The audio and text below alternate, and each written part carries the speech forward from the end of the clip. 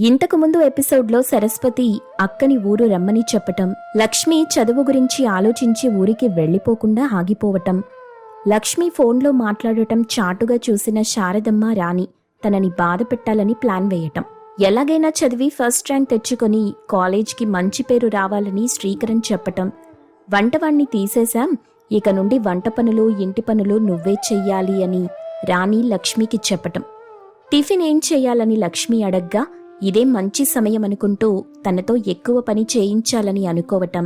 ఇక ఆ తరువాత ఏం జరుగుతుందో ఈ ఎపిసోడ్లో చూద్దాం.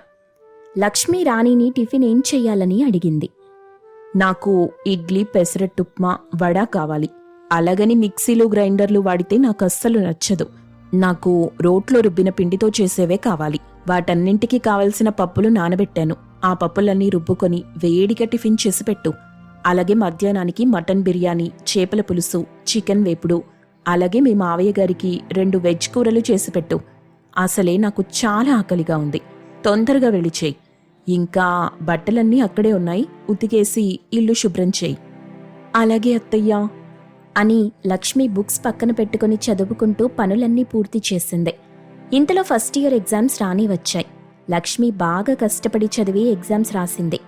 అనుకున్నట్టుగానే లక్ష్మికి ఇంటర్లో కూడా స్టేట్ ఫస్ట్ ర్యాంక్ వచ్చింది.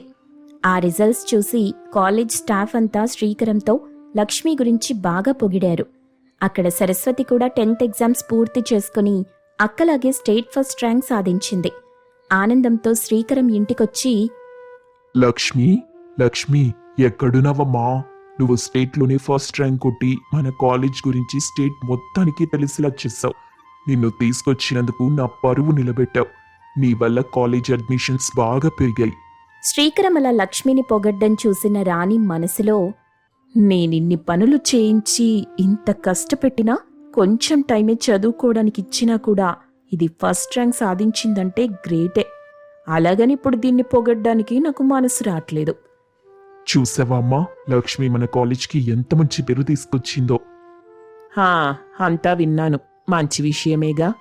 అయినా దాన్ని ఇక్కడికి తీసుకొచ్చింది కూర్చోబెట్టి మేపడానికా?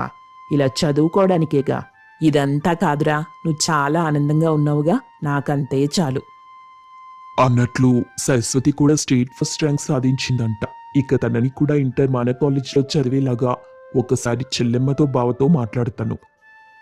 ఏంటి, ఇప్పుడు తనని కూడా ఇక్కడికి తీసుకొస్తారా? ఇది ఇల్లనుకుంటున్నారా, సత్రం అనుకుంటున్నారా? మరి లక్ష్మి వల్లే మన కాలేజ్కి ఇంత మంచి పేరు వచ్చిందంటే ఇక సరస్వతి కూడా చేరితే మన కాలేజీ పేరు అన్ని జిల్లాలకి తెలిసిపోతుంది. ఇవాళ నాకు చాలా పనులున్నాయి. ఈ ఆనందంలో మా స్టాఫ్ అంతా పార్టీ అడిగారు. ఆ పని పూర్తవగానే చెల్లెమ్మతో బావగారితో మాట్లాడతాను. లక్ష్మి, నెక్స్ట్ ఇయర్ కూడా ర్యాంక్ మన కాలేజ్కే రావాలి. ఇక నువ్వు ఆ పనిలో ఉండు.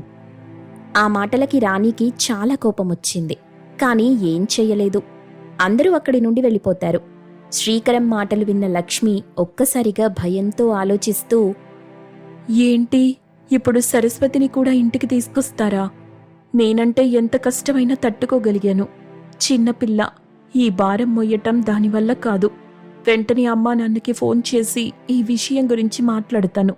ఎలాగైనా తననిక్కడికి రాకుండా ఆపేస్తాను. Hello sir. అక్క, మళ్ళీ ఫస్ట్ ర్యాంక్ సాధించినందుకు కంగ్రాచ్యులేషన్స్ అక్కా. నీకు కూడా కంగ్రాట్స్ సరు. చాలా హ్యాపీగా ఉంది. ఒక ముఖ్యమైన విషయం మాట్లాడాలి. ఒకసారి అమ్మా నాన్నకి ఫోన్ ఇవ్వు. లక్ష్మి తల్లి, చెప్పమ్మా. ఇద్దరు అక్క చెల్లెళ్ళు కలిసి మా ఇద్దరికి ఎంతో గౌరవం తెస్తున్నారు. చాలా సంతోషంగా ఉందమ్మా. నేను మీతో ఒక ముఖ్యమైన విషయం మాట్లాడాలి. ఏటో చెప్పమ్మా, ఎందుకంత కంగారు పడుతున్నావు? మావయ్య నీకు ఫోన్ చేసి సరుని కూడా ఇక్కడికి తీసుకురావాలని అనుకుంటున్నారు. ఇక్కడ కాలేజ్లో చేర్పించాలనుకుంటున్నారు. ఆ విషయం గురించే మాట్లాడదామని. అది మంచి విషయమే కదా తల్లి. సరస్వతి కూడా నీలాగే కొన్ని రోజులైనా పెద్దింట్లో ఉంటది.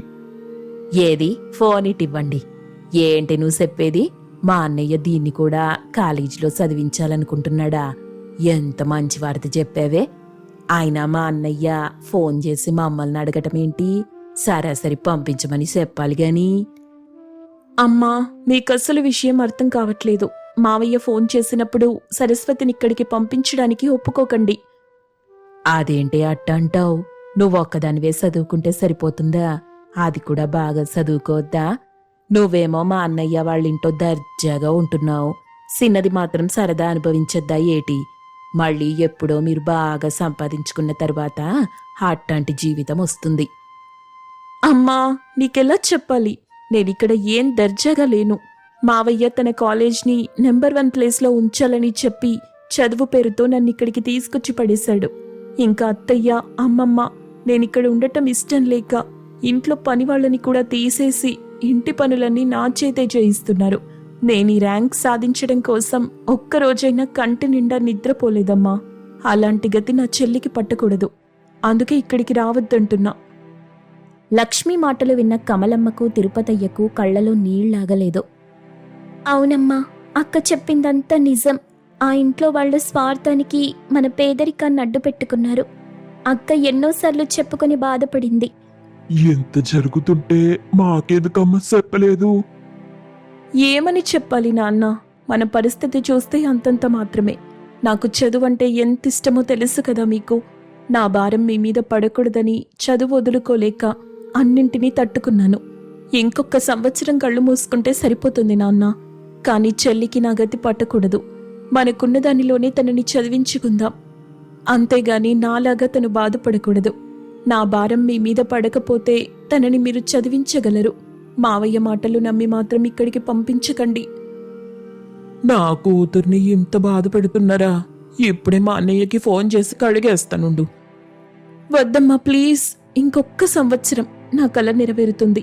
నేను ఈ విషయాలన్నీ మీకు చెప్పినట్టు వాళ్లకు తెలియనివ్వకండి. కానీ సరుని మాత్రం ఎట్టి పరిస్థితుల్లో ఇక్కడికి పంపించకండి. అవతల నాకు చాలా పనుంది. నీ చదువు పిచ్చి ఎంత దూరం తీసుకెళ్తుందో అర్థం కావట్లేదు. మే కలలు తీరే రోజు కోసం ఎదురు చూస్తుంటాం. అంతకు మించి ఈ మధ్య తరగతి తల్లిదండ్రులు చెయ్యగలిగేది ఏం లేదు తల్లి. జాగ్రత్త. నీకోసం ఎదురు చూస్తుంటాం లక్ష్మి. సరే నాన్న, ఉంటాను. సరుని ఒక మంచి కాలేజీలో చేర్పించండి అని ఫోన్ కట్ చేసింది.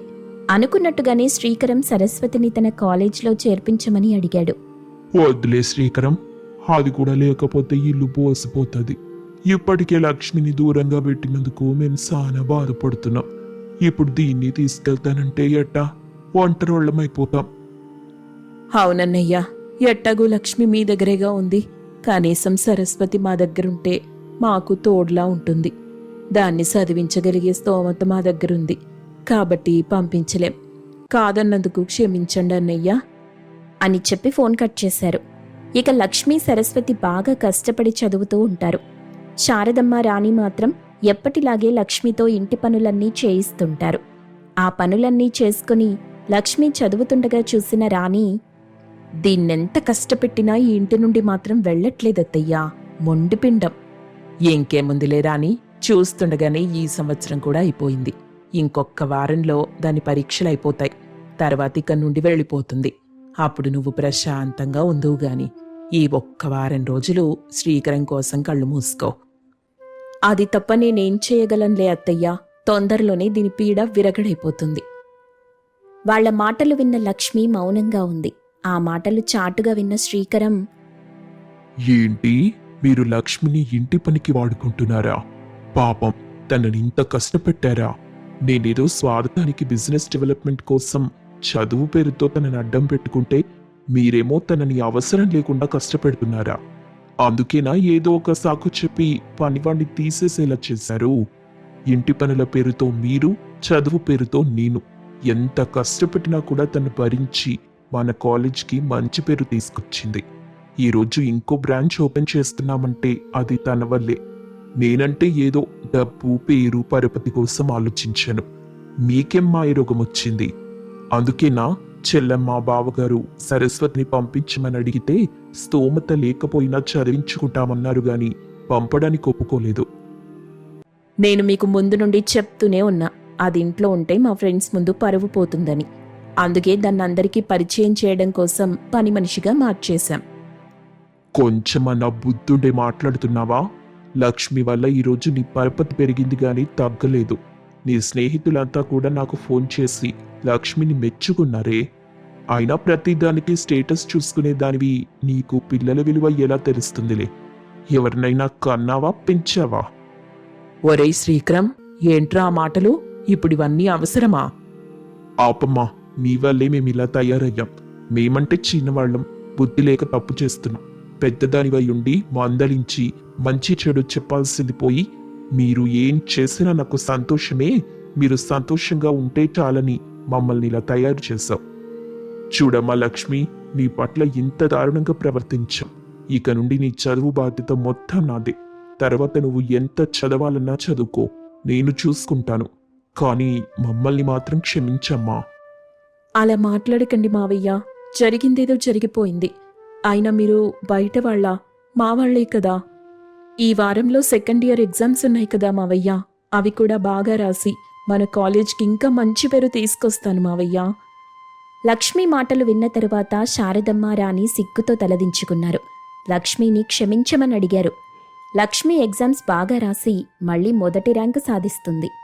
అటు సరస్వతి కూడా చదువులో దూసుకెళ్తూ ఉంది. కొన్ని సంవత్సరాలకు లక్ష్మి తన జిల్లాకే కలెక్టర్ అయింది. వాళ్ల ఊరికి ఒక గవర్నమెంట్ హాస్పిటల్ వచ్చేలా చేసింది. సరస్వతి కూడా వాళ్ల ఊరి హాస్పిటల్లోని డాక్టర్గా చేస్తుంది.